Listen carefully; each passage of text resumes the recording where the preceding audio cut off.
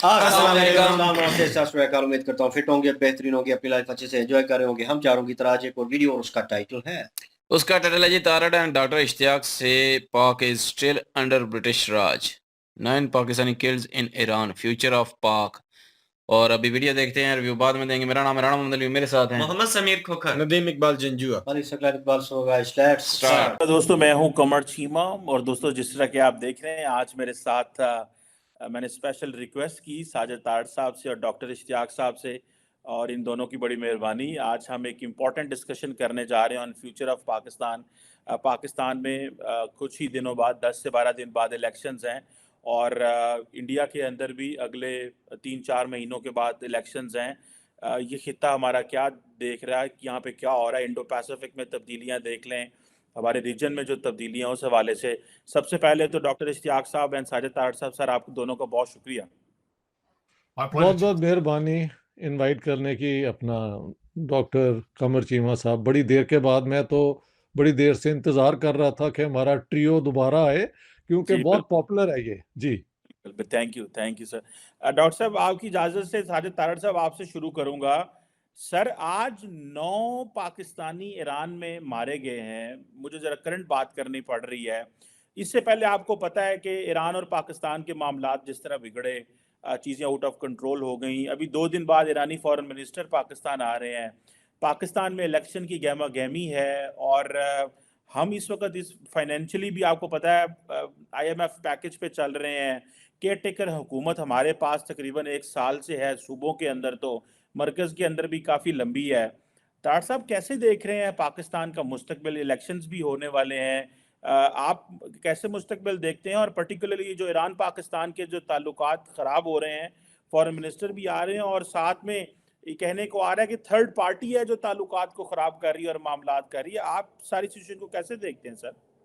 चीमा साहब, सबसे पहले तो मैं ये मेंशन करना चाहूंगा कि ईरान के साथ पाकिस्तान के रिलेशनशिप कभी भी आइडियल नहीं रहे। ये मैं मेंशन करना चाहूंगा। कई लोग समझते हैं शायद कि ऐसे बात नहीं थी। उसकी वजूहात हैं। अब वो जिस खित्ते के अंदर इस वक्त इशू चल रहे हैं, बलूचिस्तान बॉर्डर के अंदर, ज्यादातर लोगों को ये नहीं पता कि ईरान की दूसरी साइड का नाम भी बलूचिस्तान है, सस्तियान बलूचिस्तान। और वो भी सेपरेटिस्ट मूवमेंट वहां भी चल रही है। जिस तरह जिंदुल्ला थी, वो भी एक ऑर्गेनाइजेशन थी। फिर वो उधर से उन्होंने, और रैगी साहब को जो कहा जाता है पाकिस्तान की मदद से पकड़े गए, जब फांसी दी तो वो लोग इधर आके उन्होंने जैश ए अदल बना ली। तो बॉर्डर के दोनों साइडों पे अनरेस्ट मौजूद है, दोनों सेपरेटिस्ट मूवमेंट वहां मौजूद है। अब दूसरा, उसमें आज एक नया एलिमेंट जो 9 लोगों की वजह से आया है, उनको लफ्ज बताया गया कि 9 के ज्यादातर लोग 9 लोग थे, पंजाबी थे।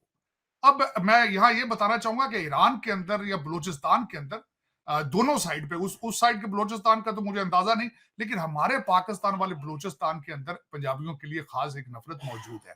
माजी में आपने शायद सुना होगा कि लोगों को ट्रेनों और बसों से शनाख्ती कार्ड दे दे के मारा जाता था।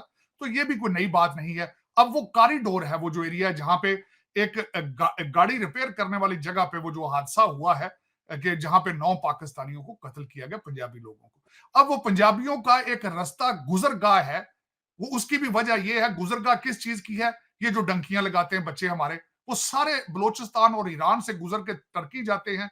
टर्की से आधे समंदर में मर जाते हैं, डूब जाते हैं, आधे पहुंच जाते हैं ग्रीस और इटली के अंदर, जो कि यूरोप का एक गेटवे है। ये एक पंजाबियों की एक गुजरगाह है। अब वो इस पे स्टिल अंडर इन्वेस्टिगेशन। अब देखा जाएगा कि यहाँ पे क्या हो रहा है। लेकिन अफसोस की बात यह है कि इधर से अगर कुछ सख्ती की जाए तो वो लोग उस साइड के बलूचिस्तान पे चले जाते हैं, वहां से वो सख्ती करें तो इस साइड वाले बलूचिस्तान में आ जाते हैं।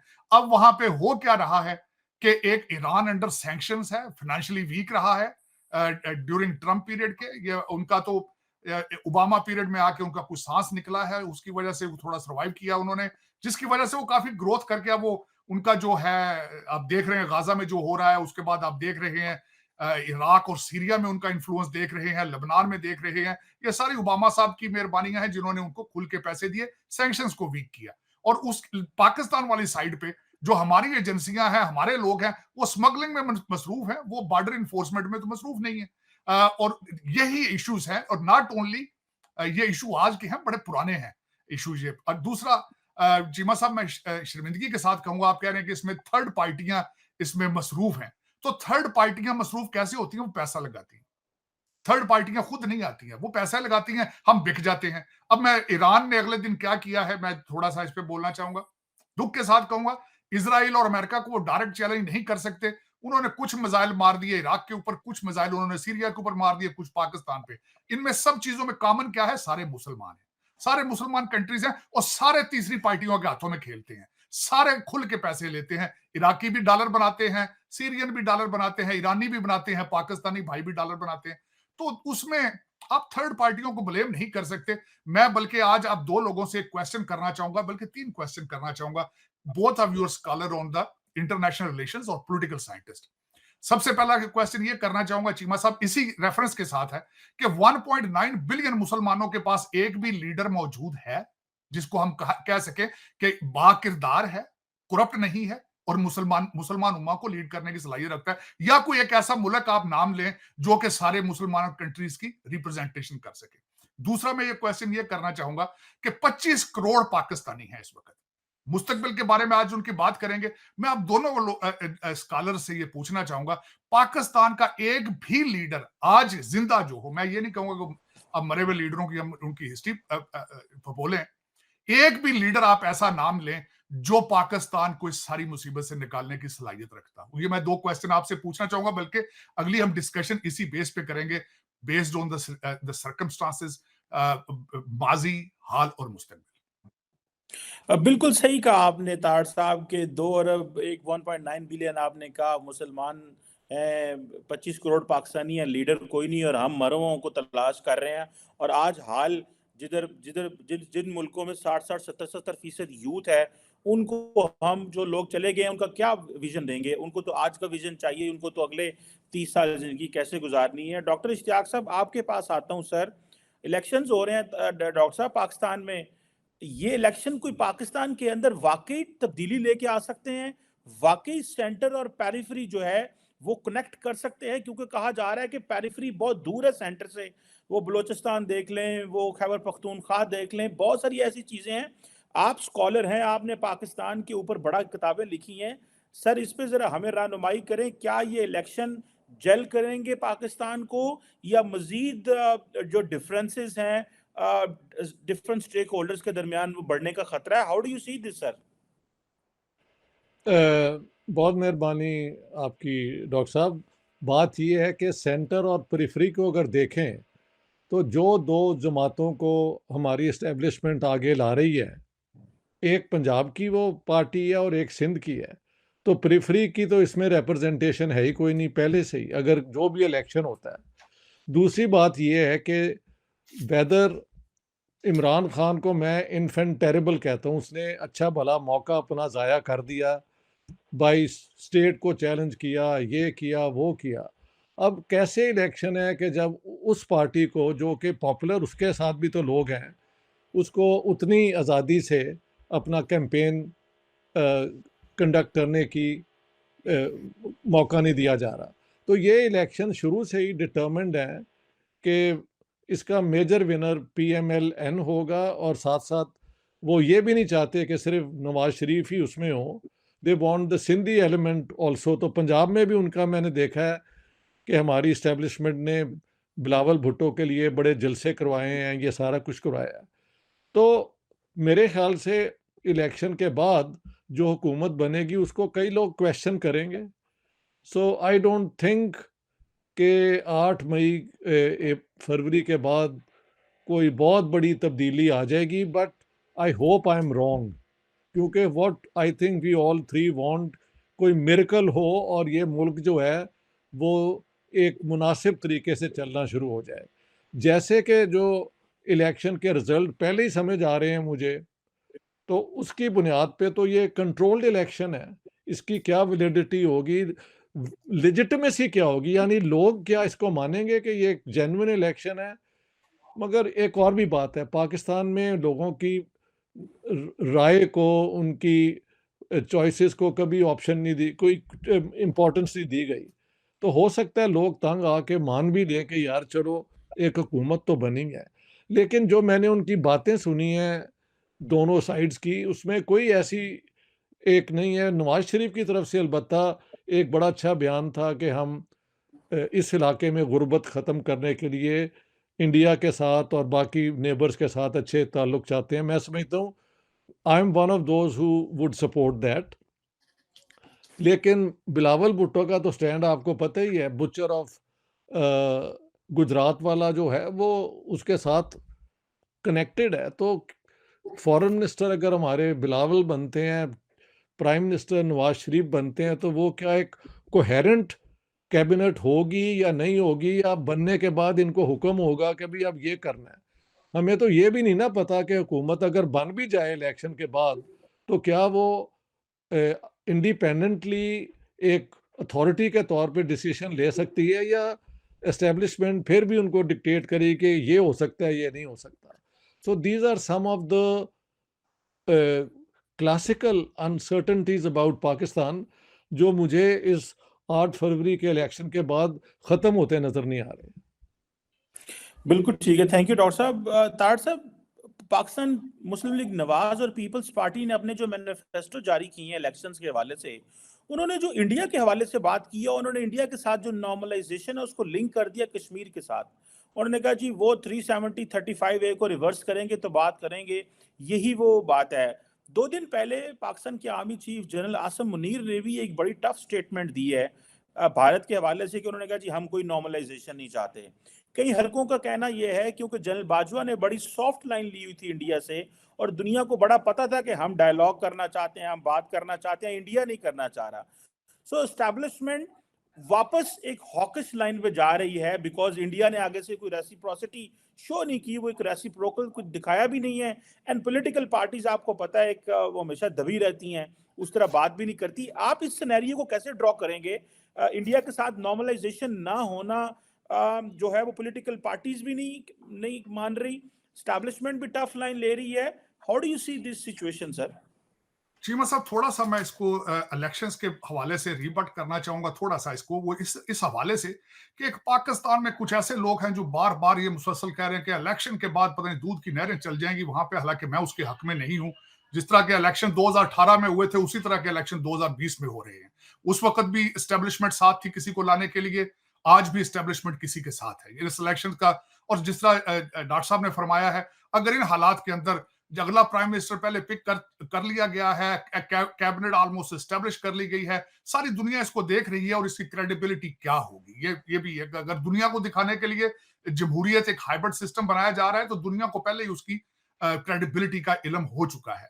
अब मैं दूसरी तरफ आना चाहूंगा कि चिमा साहब आपने फरमाया है कि मैंडेट इन्होंने दिए पीपल्स पार्टी ने भी और नून लीग ने। मैंने बिल्कुल मंशूर, मैं खुद बड़ा इंटरेस्टेड था इस वजह से कि शायद नवाज शरीफ साहब को लाया जा रहा है। उनकी जो अगले दिन मंशूर के हवाले से उन्होंने स्पीच दी है, उन्होंने मंशूर नहीं दिया, तो मैं खुद उसको वर्ड बाय वर्ड उसको पढ़ने की कोशिश करता रहा।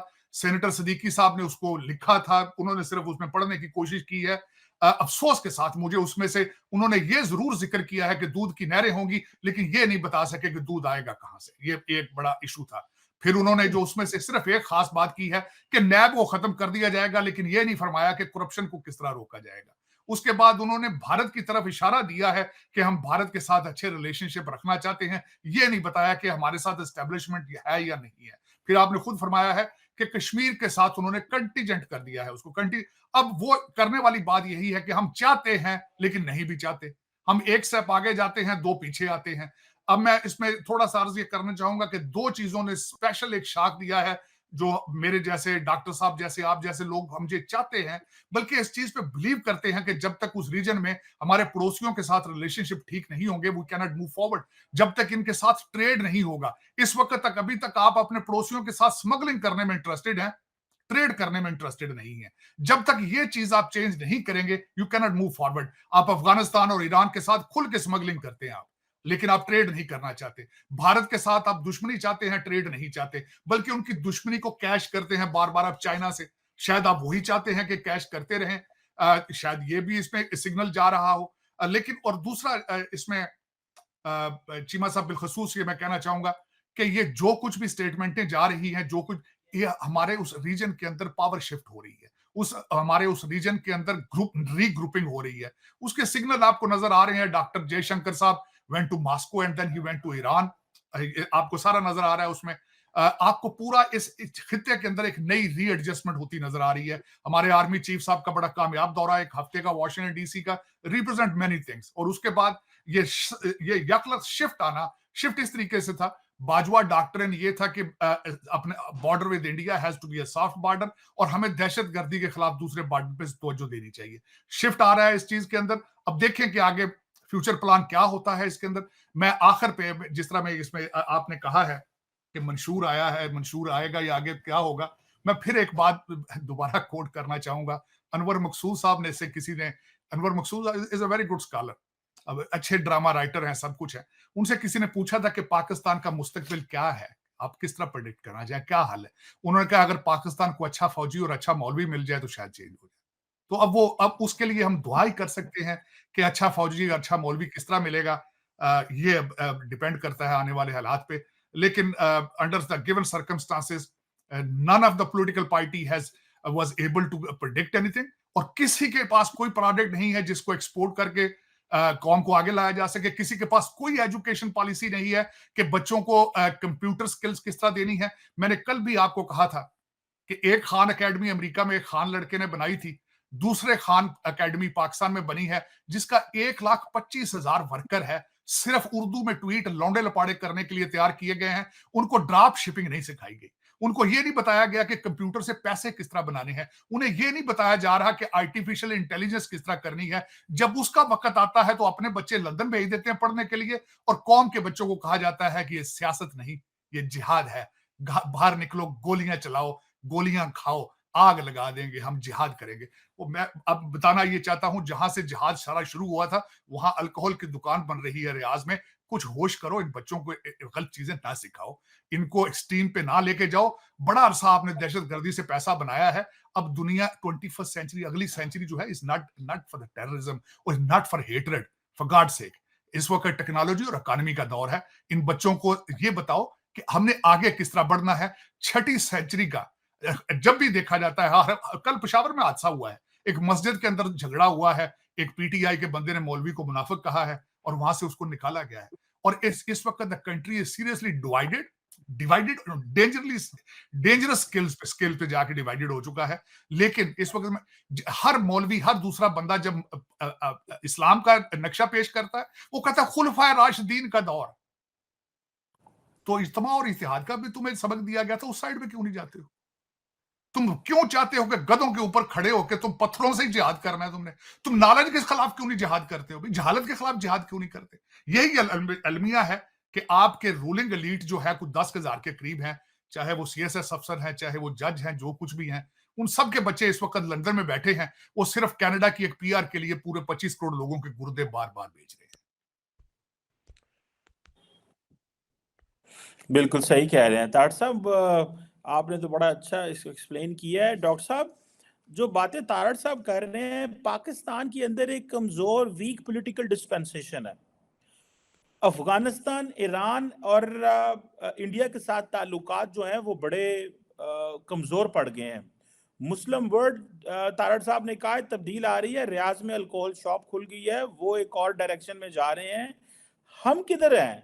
हमारे लिए जो खित्ते में भी डिस्कनेक्टेड है, और मुस्लिम वर्ल्ड जिसको हमने इस्तेमाल किया कश्मीर के हवाले से और इंडिया से दूर रखा, बड़े साल, बड़ी दहाइयां दूर रखा, आज वो भी इंडिया के करीब हो गए हैं। सऊदीज और इंडियंस मिलके इस वक्त सऊदी नेवल कैडेट्स जो हैं वो इंडिया में ट्रेनिंग ले रहे हैं।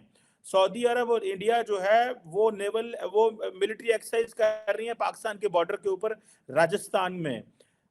खित्ते में हम डिस्कनेक्टेड हैं। मुस्लिम वर्ल्ड जो है वो अब हमें समझती है कि ये लायबिलिटी है। किधर जा रहे हैं हम इस सेंस में, डॉक्टर इश्तियाक साहब? देखें, इस पे हमें सोचने की, वो क्या कहते हैं, हमें एक पैराडाइम शिफ्ट करना चाहिए। मुझे लगता है कि हमारी अजम्पशन है कि उम्मा भी कोई चीज़ होती है, और उम्मा की जो वो है सॉलिडेरिटी, वो बाकी सारी international foreign policy, internal policy पे डोमिनेट करती है। आप खुद ही देख लें, पाकिस्तान के अंदर जो उम्मा मुसलमानों की है, हमने अपने गरीब लोगों के साथ कौन सा अच्छा सलूक किया है? तो कौन सी उम्मा हमने, पाकिस्तानियों की अपनी उम्मा जो है उसके अंदर कोई भी तकाजा जो शराफत का है कि भी इंसाफ होना चाहिए, fair distribution of national wealth होनी चाहिए लोगों को। देखें, मैं इंडिया में होके आया हूँ, वहाँ पे लड़कियों के लिए 12 जमात तक उन्होंने फ्री एजुकेशन और लड़कियों को खाना भी मिलता है दोपहर का। This is for every girl in India. ये कितनी बड़ी अचीवमेंट है उस मुल्क की। तो हमारे यहाँ आप देख लें, अभी एक मैंने देखा है कि जैसे आप फॉलो करते रहते हैं, एक पाकिस्तान के अंदर ही ये नॉर्दर्न एरियाज़ के अंदर एक मौलवी का बयान है कि इलेक्शन के अंदर औरतें जाके अगर कैंपेन करती हैं तो ये शरिया के ख़िलाफ़ है। तो आप अपना इलेक्शन को भी उसी शरिया जो 7वीं सदी की आपके रूल्स हैं उसके मुताबिक, उसका ना कभी इलेक्शन होते थे, लिहाजा ये अप्लाई नहीं होनी चाहिए बात। तो हमारा we are a lost people. देखिए, पाकिस्तान जब बन गया था तो जिन्ना साहब का कमाल था कि उन्होंने अपना केस बहुत कमिटमेंट के साथ लड़ा और हिंदुस्तान की डिवीज़न हो गई मज़हब की बुनियाद पे। लेकिन जिन्ना साहब के पास कोई विज़न नहीं थी कि ये मुल्क कैसे चलेगा। उनकी हर किस्म की तकरीर मौजूद है। उनके जाने के बाद कोई ऐसा लीडर भी नहीं मिला जो उनकी वो जो है एक फाउंडर ऑफ द नेशन वाला रोल होता। भुट्टो साहब आए, उनके साथ बहुत अवाम थे, मैं उनमें से था जो उनके ट्रक के साथ भागा करता था, यही सोच के कि शायद इसके दौर में ये गुर्बत, ये नाइंसाफ़ी जो है ख़त्म हो जाएगी। वो भी ना हो सका। जब उन्होंने इलेक्शन जीत लिया तो सारे पंजाब के फ्यूडल लॉर्ड्स को अपनी पार्टी में ले आए और अपने पार्टी के वर्कर्स को निकाल दिया।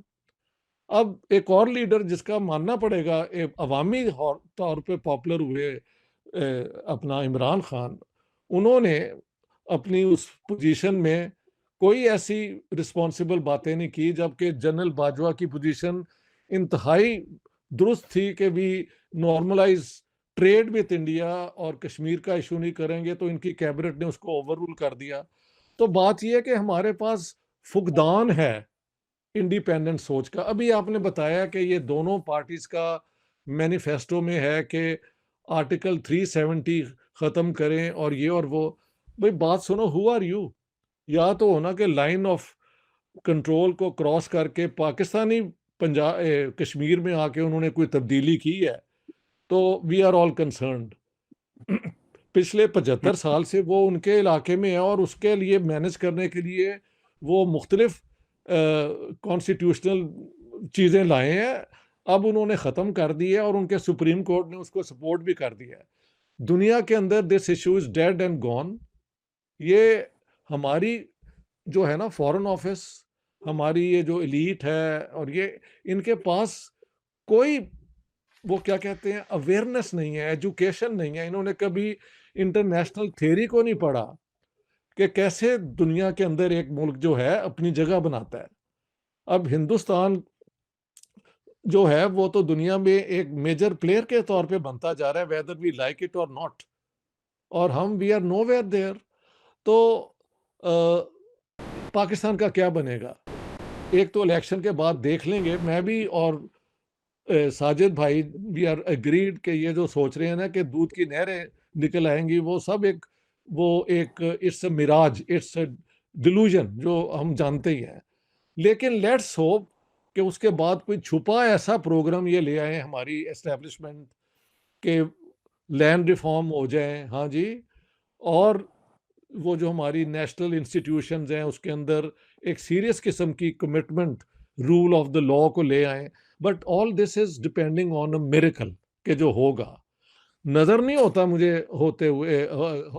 सो I don't know what to tell you except के 8 फरवरी के साथ भी वही होगा जो 75-76 साल में होता रहा। आई सी बिल्कुल नो ठीक है। Future for Pakistan unless it changes its ways. ये कश्मीर का मैं आपने मुझे सुना के तो मुझे तो वो हो गया है। नहीं, तो आई एम टेंशन ना लो, गेटिंग सेट कर अनलिमिटेड लेंगे। पैसे ऐसे ऐसे ले रहे हैं कि अच्छा भला मौका है और Nawaz Sharif is committed to this. ਉਹਨੂੰ ਵੀ ਇਹਦਾ ਮਤਲਬ ਇਹਨਾਂ ਨੇ ਚੁੱਪ ਕਰਾਤਾ ਹੈ ਬਈ ਤੁਸੀਂ ਆਰਟੀਕਲ 370 होता मैं डॉक्टर इश्तियाक साहब एंड तारड़ साहब से जी जवानों, जी मुल्क के हालात पे क्या नजर है आपकी? मुल्क के हालात जो है ना वो रोशनी से भी नजर नहीं आ रहे बिल्कुल रोशनी क्या नहीं, डालें मैं हम? तारड़ साहब की ये बात तो बिल्कुल मान रहा हूँ कि अगर जितने भी लोगों ने ये ज़हन बना लिया है कि नवाज शरीफ आएंगे और वाकई दूध की नहरें, बाकी उसके पीछे बैकग्राउंड वाकई कोई नजर नहीं आ रहा कि दूध की नहरें किधर से आएंगी, उनका कोई अता पता ही नहीं है। और वाकई ही ये बात भी इनकी लास्ट में उन्होंने की है, वाकई नवाज शरीफ को भी उन्होंने चुप करवा दी है। वाकई वो जो करवाना ही पहले है बात कर रहे थे, जो पहले उन्होंने बात की कि हम इंडिया के साथ ताल्लुकात अच्छे चाहते हैं, अभी वो बात, अभी जब ये इलेक्शन सर पे आ चुके हैं, 10 दिन बाकी रह चुके हैं, 10-12 दिन ही हैं, तो अभी वो बातें नहीं हो रही, अभी वो सब कुछ मतलब हो रहा है। और मुझे ये बात भी वाकई पहले थोड़ा सा आइडिया था कि मतलब हमारे ऊपर एस्टेब्लिशमेंट में मतलब उन्होंने कह दिया कि हम इंडिया के साथ ताल्लुकात नहीं चाहते, 370 हटेगा तो ही हम कुछ, तो ये सारी बातें तो वही है कि ना वाली होगी कि हम हाँ नहीं चाहते। बाजवा जो डॉक्ट्राइन थी उसमें जो है वाकई ये बात उस वक्त सुनने को मिलती थी और सब लोग पता क्या कहते थे पाकिस्तानी पाकिस्तानी उस वक्त ये कहते थे ओ जी देखो जी डर वो गए। बाजवा ने जो है वो उनसे हाथ मिला लिया है कश्मीर को बेच दिया है ये बिल्कुल। कर दिया है। हालांकि बाजवा ने जो है वो ये कहा था कि जो कश्मीर है उस पे हम जो है वो ज्यादा बात नहीं करेंगे अब हम्म। और दूसरा जो है वो अपना ट्रेड जारी रहेगी और तलकात ठीक रहेंगे इंडिया के साथ। करतारपुर बॉर्डर लेकिन खोला है लोगों के बिल्कुल लिए। उस वक्त लेकिन जो है वो लोगों ने फिर जो है वो ताने कसने शुरू कर दिए जी देखो जी कश्मीर को जो है वो इमरान खान और बाजवा साहब जो है वो खा गए हैं जी वो जी कश्मीर पे सौदा कर लिया है जी। अभी वही लोग जो हैं वो ये चाहते हैं कि इंडिया के साथ तलका ठीक हो और कश्मीर का मुद्दा हल हो लेकिन उस वक्त जो है वो ये ऐसी सोच मुझे थी। अच्छा, मुझे यहाँ झूठ लग रहा था कि बाजवा साहब जो है ना इस तरफ जा रहे हैं।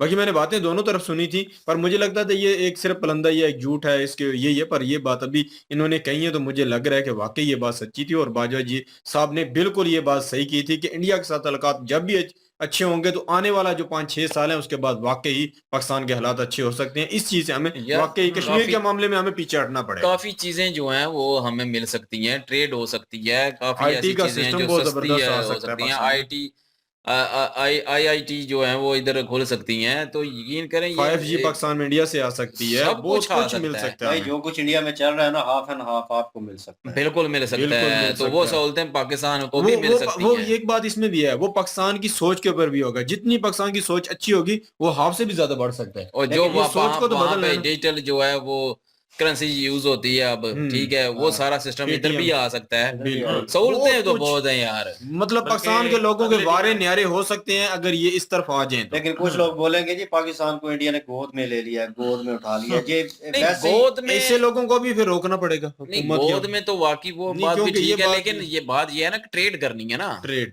लेकिन कुछ लोग जो है उनकी मेंटालिटी आप हमेशा बोलते हैं ना कि बीच में वो कट्टरवादी जो है इधर भी उधर भी हैं नहीं, तो वो वो हमारे लोग जो जो है ना वो चुप करने वाले वो नहीं तो है। यार ना इंडिया में जो कट्टरवाद है वो ना चुप होंगे ना पाकिस्तानी चुप और जो होंगे चाहे ये जो इन्होंने मर्जी बात कर ले। बिल्कुल सही की है ना, वो जो लेकिन जैसे अनवर मकसूद जैसे वाली। ये 3 लोग हैं जैसे हाँ। हम 4 लोग हैं इस तरह और भी काफी सारे लोग हैं जो ये सारा कुछ चाहते हैं। हाँ, और अनवर मकसूद की जो बात उन्होंने की है बिल्कुल जी, पाकिस्तान में फौजी भी बहुत मुश्किल है और मौलवी का तो हालात ऐसे खराब है कि अगर मौलाना फजलुर रहमान रहेगा तो इंडिया के साथ हिंदू लोगों के साथ तलका तो कभी सीधे नहीं हो सकते। ये तो कट्टरपंथी की इंतहा को छू रहे हैं, ये एक दो और भी जमात है, तो ये तो बिल्कुल वाकई हालात नॉर्मल नहीं होने देंगे। बहरहाल ये सारे होने चाहिए और ईरान के साथ जो है वो भी इन्होंने बात ठीक कही कि स्मगलिंग हम कर रहे हैं लेकिन ये है कि हम ट्रेड नहीं कर ट्रेड सकते नहीं कर खुल के रहे। स्मगलिंग कर रहे हैं लेकिन खुल के ट्रेड नहीं कर सकते। हम्म। तो वो चीज भी हमें सोचनी चाहिए और बलोचिस्तान का जो है वो कि ईरान में बलोचिस्तान है अफगानिस्तान में बलोचिस्तान है हमें ये 1 महीना पहले वीडियो करते थे हम और उसी में इंफॉर्मेशन मिली थी वरना हमें भी नहीं था पता कि वहां पे भी बलोचिस्तान है।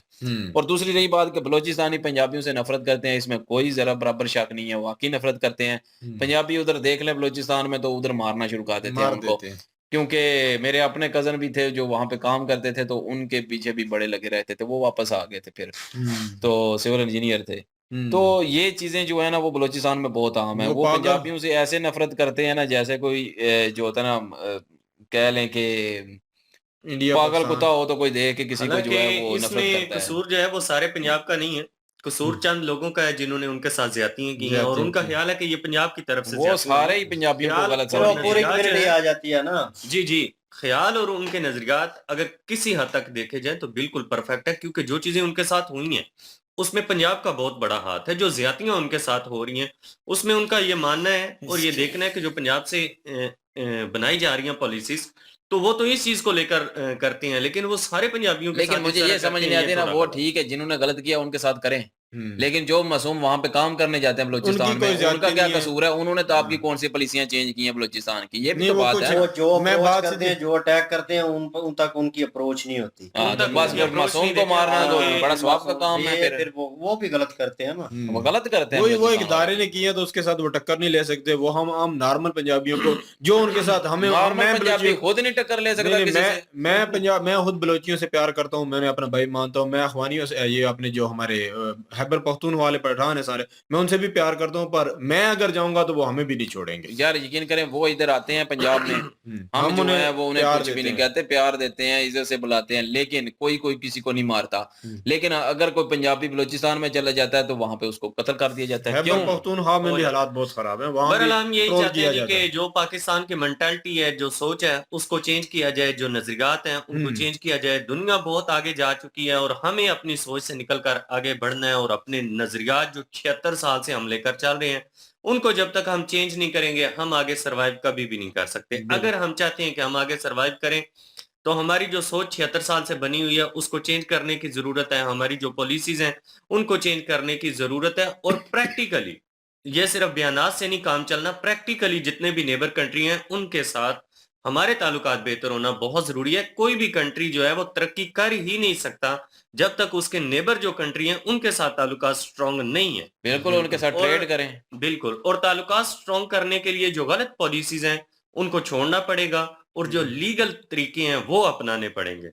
बिल्कुल, और इसी तरह मुल्क जो है वो, हम तो यार यकीन करें यही चाहते हैं कि हमारा मुल्क तरक्की करे। हमारा मुल्क तरक्की करेगा, सहूलतें मिलेंगी, किसने फ़ायदा उठाना है? हम लोगों ने ही उठाना है, बिल्कुल यहाँ के लोगों ने ही उठाना है। तो हम तो यही चाहेंगे कि पाकिस्तान तरक्की करे, पाकिस्तान में सारा कुछ आए। जो बिल्कुल दूसरे मुल्कों में हम देखते हैं चीज़ें, वो पाकिस्तान में भी आएँ, आसानी से मिलें, और जो डॉलर जो ऊपर इतना गया हुआ है वो नीचे आए, पाकिस्तान की इकॉनमी बेहतर हो। यार हम और क्या चाहेंगे? हमें और क्या चाहिए?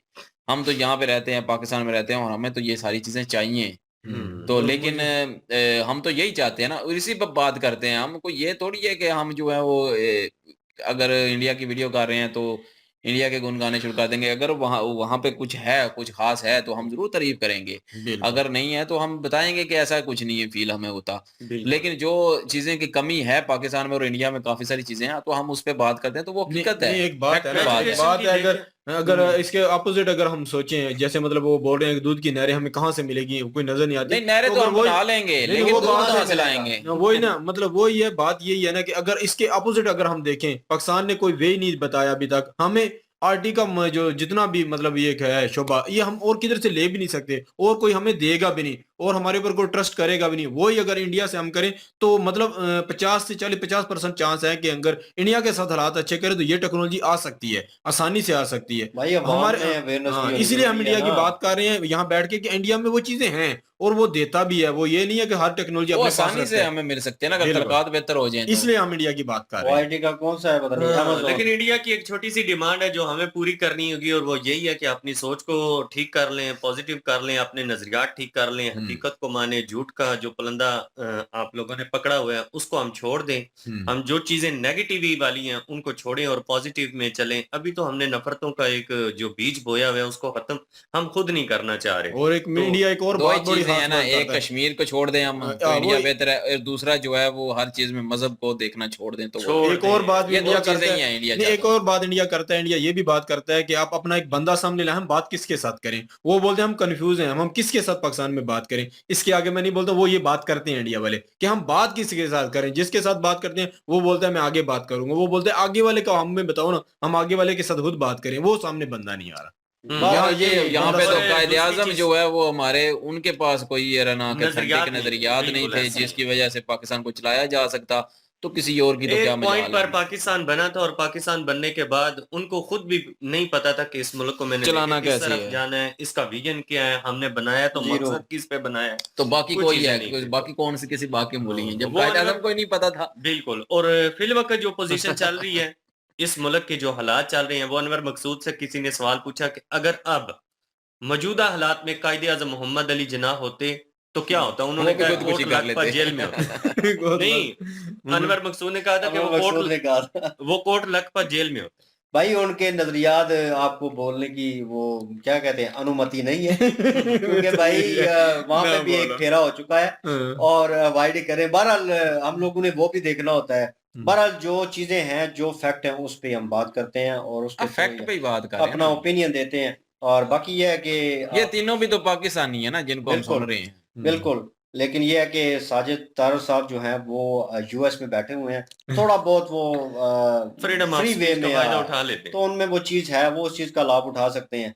तो मेरे ख्याल में वो थोड़ा बहुत खुल के बोलते हैं, लेकिन चीज़ों को वो भी जो है ना वो थोड़ा बहुत कवर अप करते हैं, ओपनली प्रॉपर्ली बोलते नहीं डॉक्टर हैं। साहब ने भी बड़ी अच्छी बातें की हैं जी। बिल्कुल जी। और नहीं, हम ये नहीं कहते कि एस्टेब्लिशमेंट कुछ ना करे, एस्टेब्लिशमेंट का रोल होता है एक, ठीक है? वो ज़रूर करे, अगर कोई बंदा सेलेक्ट करता है, करें। रोल करे ना, लेकिन रूल मैं और कहता तब ना करे। मैं कहता हूँ कि जो है वो एस्टेब्लिशमेंट जो है ना वो पाकिस्तान को ऊपर लेके जाए ना, हाँ, नो डाउट। पाकिस्तान को बेहतर करे, हमें कोई हम तो इतराज़ नहीं यही है किसी चाहते हैं, चीज़ के हमारा लिए। तो यही मुद्दा है, यही नजरिया है कि भाई पाकिस्तान तरक्की करे, पाकिस्तान जहाँ पे इंडिया जा रहा है ना, उसका 1% भी हो जाए ना, यकीन माने। अभी जो वक्त चल रहा है, मुझे लग रहा है ये लास्ट स्टेज ही होगी, इसके बाद तो अल्लाह ही मालिक है, कोई कुछ नहीं कह सकता।